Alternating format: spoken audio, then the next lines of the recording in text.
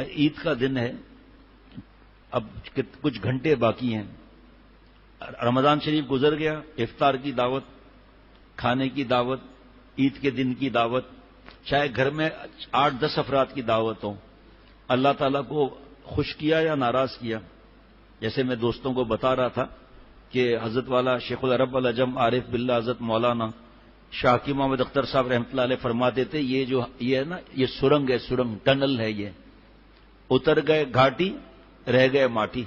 یہ مزہ یہاں تک ہے، دانت اور زبان تک، پھر یہاں جب آیا مزہ ختم، خوشبو والا کھایا بدبو والا نکلا، اور گناہ کبیرہ کر کے اٹھے دعوت میں، سب مکس گیدرنگ میں بیٹھے ہیں،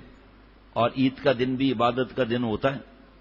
نہ بھی ہو عبادت کا دن، پیر کا دن ہو یا منگل کا دن ہو، ایسا تو کوئی مسئلہ نہیں، لیکن بہرحال اس کے فضائل تو اپنی جگہ پر ہیں، لیکن اگر وہ عید کا دن نہیں بھی ہے فرض کریں تو جو دعوت گھر میں ہو رہی ہے، بھابھی سالیاں سب بیٹھی ہوئی ہیں، لقمے کھلا رہے ہیں، ناچ گانا، یہ اللہ کا عذاب نہیں ہے؟ یہ اس بات پڑھی تھی کہ یہ جو 10 دن ہے عبادت کے دن ہیں، اس میں اللہ کے نبی صلی اللہ علیہ وسلم فرما رہے ہیں کہ ان دنوں میں اللہ تعالیٰ کو یہ عبادت سے بڑھ کر کوئی عبادت نہیں۔ صحابہ رضوان اللہ علیہ مجمعین نے عرض کیا جہاد سے بھی بڑھ کر؟ فرمایا ہاں اس سے بھی بڑھ کر، لیکن حضور صلی اللہ علیہ وسلم نے فرمایا لیکن جو مجاہد اور جائے اپنے جان اور مال کے ساتھ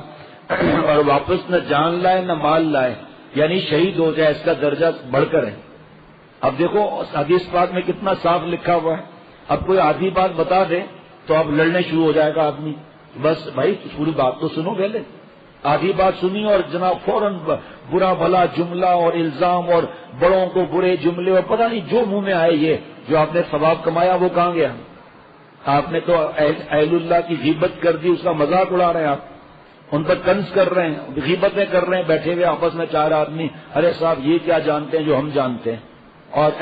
اور ابھی حدیث پاک پڑھی تھی فجر میں، حدیث قدسی، کہ جو اللہ تعالیٰ فرماتے ہیں جو اللہ والوں کو ستاتے ہیں، مذاق مفہوم کے ساتھ عرض کر رہا ہوں، ستاتے ہیں، مذاق اڑاتے ہیں، غیبتیں کرتے ہیں، بہتان لگاتے ہیں، اللہ تعالیٰ کا ان سے اعلان جنگ ہے،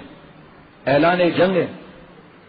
ہمارے پیارے شیخ فرماتے تھے کہ یہ جو راتیں ابھی آئیں گی، بلکہ آ گئی، آج سے آ گئی عبادتیں، یہ فرمایا ایک سائی رات جاگ کر عبادت کر لیں، لیکن نہ کالی کو چھوڑتا ہے نہ گوری کو چھوڑتا ہے، تو کیا اللہ اس سے پیار کریں گے؟ کیا اس کے عبادت کا نور بچا ہوا رہے گا؟ اور یہ عید کے دن خاندان کی عورتوں کے ساتھ کھانا کھانا، تالیاں بجانا، مذاق مستیاں کرنا، موسیقی والی نعتیں لگانا، بے پردہ بیٹھی ہوئی ہیں وہاں پر، باربیکیو ہو رہا ہے، ایسے ہماری ماں بہن بہو بیٹیاں جو اپنے کو عقل مند کہتی ہیں اور دینداری کا دعویٰ کرتی ہیں، ایسے دوپٹے باریک کے جسم جھلک رہا ہے، بال نظر آ رہے ہیں، ایسے بیٹیاں بہنیں مائیں بھانجیاں بھتیجیاں، ایسا لباس کہ گردن نیچی ہو جائے، ایسا لباس، اور کون ہے؟ دیندار گھر سے ہیں، یہ ایک زبان کھولنے کے لیے تیار نہیں، نصیحت کرنے کے لیے تیار نہیں، تھوڑا جہاں حکومت ہے خاندان پر، جو بھی ہو چاہے بیٹی ہو کوئی بھی ہو، ذرہ منہ بگاڑنے کے لیے تیار نہیں کہ بھائی آپ کی مرضی، آپ بات مانتے نہیں ہیں، مجھے آپ کے ہاتھ کا کھانا نہیں چاہیے آج کے بعد، کچھ بھی نہیں، خاموش بیٹھے ہیں، اور وہ شیر ہوتی جا رہی ہیں۔ ایسا چست لباس جسم سے چپکا ہوا، جس سے پورا جسم جھلک رہا ہے، اور کرتا بولتے ہیں، پتہ نہیں کیا بولتے ہیں، لمبا جو ہوتا ہے عورتیں پہنتی ہیں، کرتا کہیں یا قمیض کہیں مجھے نہیں پتا، لیکن لمبا لباس ہے، ڈھیلا، کیا سبحان اللہ مبارک لباس ہے، کیسا الحمدللہ چھپا ہوا لباس ہے اللہ کے کرم سے۔ گھر کے اندر والد اور بھائی وغیرہ بھی مطمئن ماشاءاللہ، اور حیا اور بے حیائی کا اور حیا کا جنازہ ایسا نکلا ہوا ہے، بالکل چست لباس، مردوں کو ہی پہننا منع ہے، تو عورتیں کہاں سے پہن رہی ہیں؟ اتنا چست لباس کی جسم کی بناوٹ تک معلوم ہو رہی ہے، ایسا لباس۔ اور پھر وہ جو کرتا میں کہہ رہا ہوں یا جس کو قمیض کہتے ہیں، جو بھی ہے لمبا، وہ گھٹتے شرٹ بن گیا۔ اب بے حیائی کا کیا حال ہوگا؟ بیٹے اور بیٹیاں، اسی ماں کی بیٹے اور بیٹیاں، ان کی حیا کا کیا حال ہوگا؟ جو ماں ایسا لباس پہن رہی ہے، بیٹی کو کیا لباس پہنائے گی؟ بیٹے کو کیا لباس پہنائے گی؟ اور بچے اور بچیوں کو پتا ہے کہ ہمارے ساتھ کیا ظلم ہو رہا ہے؟